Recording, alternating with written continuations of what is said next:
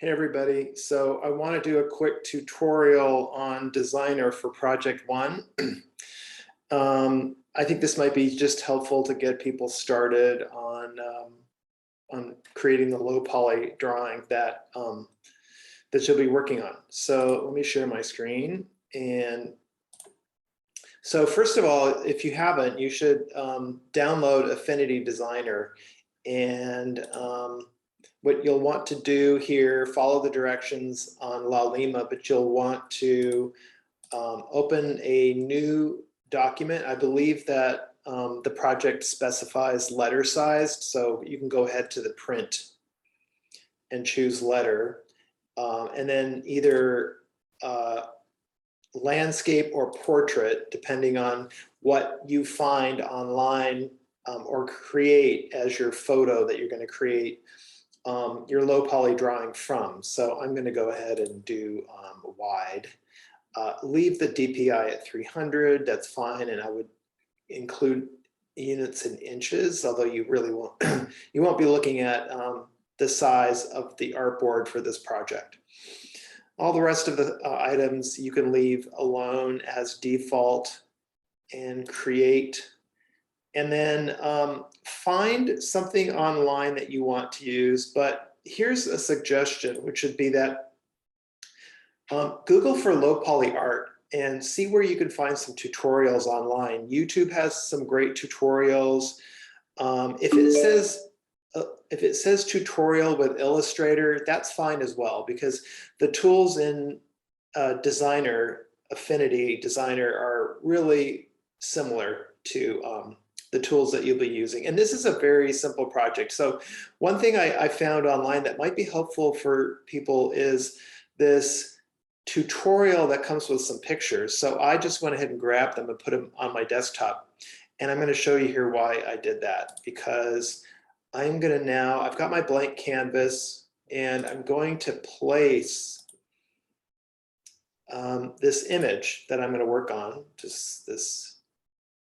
And you'll get this little icon and you can just click it into the frame and then you can move it in and you can grab a corner and scale it up if you want to scale it up. And then the reason I took this particular image is because it also came with a tutorial that shows a little bit about how to create low poly art. So it actually shows the photograph and then some poly shapes that are above. So a couple of steps that are important. You've created, every time you place an image, you create a new layer. So you've created these two layers and you don't want to work on top of that layer. You want to create your own layer. And that'll become evident a little bit later. But for now, just what you want to do is you want to lock these layers. Position, once you lock them, you can't access what's on the layer. So position and place your artwork where you want to place it. And then go ahead and with the active layer selected, just choose to lock it, right? So now all the layers are locked, which means we can't work on them. We're going to need to create a new layer. And you can do that down here at the bottom. It says add layer. So now this is our working layer. And you're going to just kind of use your common sense on how to create shapes. This is a pretty simple project. It's not meant to be too stressful. And the main thing is you're going to learn how to use the pen tool, and we're going to need this skill for other projects this semester. So just looking at the ear here, I'm going to just create shapes.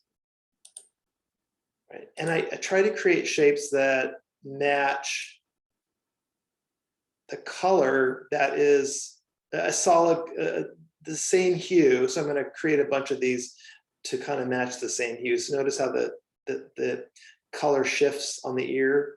The important thing about these poly shapes is you have to come back to where you started, and you'll get a little O, a little circle that lets you know that you've completed your shape. And then you can create your next shape. And this is where it gets a little bit tricky. You want to make sure that you are starting a new poly shape and not just altering the one that you just created. And also you want to make sure that you don't have gaps. Right, so that's the gap part is one thing that you can fix a little bit later. I'll show you how to do that maybe next week.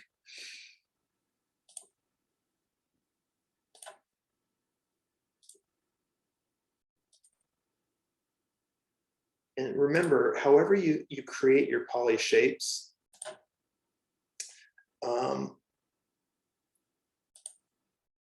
it's going to create kind of an interesting pattern later, right?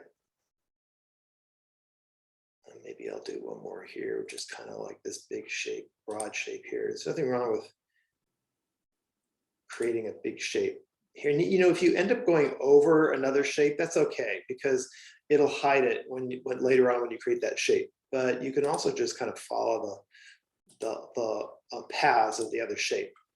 Now, the thing I wanted to show you is this color picker tool, which basically allows you to, and you're going to have to learn how to kind of move between the tools.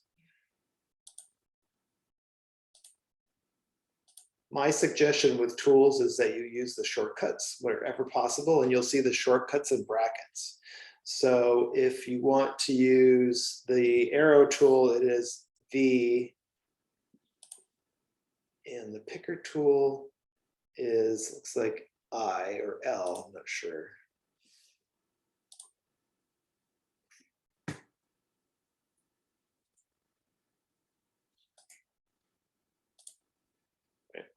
So that's kind of how that goes. And don't worry about your strokes, but we will eventually, I'm gonna grab all of these here. We will eventually get rid of these stroke lines. We're just gonna grab everything at the very end and make sure that there are no stroke lines for, and the stroke is this the line that runs around the edge.